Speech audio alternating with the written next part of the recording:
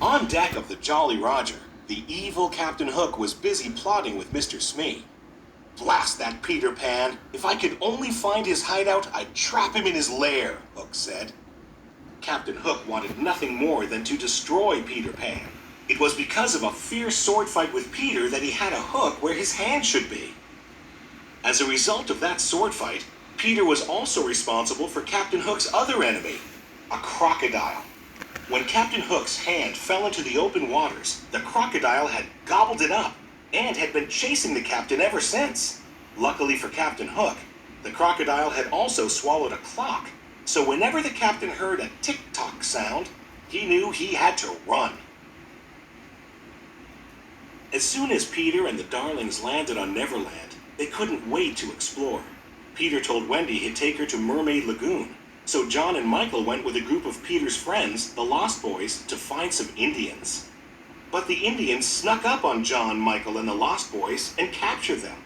Usually the Indian chief played along and eventually turned them loose, but this time his daughter Tiger Lily had been kidnapped. He thought Peter Pan and his friends were the culprits. Meanwhile, Peter and Wendy were visiting Mermaid Lagoon when they saw Captain Hook and Smee with Tiger Lily. They had kidnapped her. Peter and Wendy followed them to Skull Rock so they could rescue the Indian princess. "Tell me the hiding place of Peter Pan," Hook said. "You'd better talk, my dear, for soon the tide will be in." But Tiger Lily was good friends with Peter Pan and refused to tell Hook where to find him. "Watch this, Wendy," Peter said. He flew down and challenged Captain Hook to a sword fight.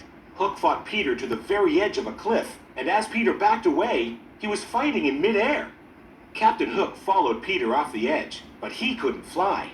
Hook quickly grabbed onto the cliffside with his hook. Then he heard a familiar sound. Tick-tock, tick-tock, tick-tock. "I'll get you for this, Pan!" he yelled before falling into the water. Smee rushed to save the captain, while Peter and Wendy quickly swooped down and saved Tiger Lily. The Indian chief was so happy to see his daughter again that he freed John, Michael, and the Lost Boys. "Bravo!" They all cheered for Peter. But Hook wasn't giving up. He had Smee kidnap Tinker Bell and bring her to the Jolly Roger, hoping she would reveal where Peter's hideout was.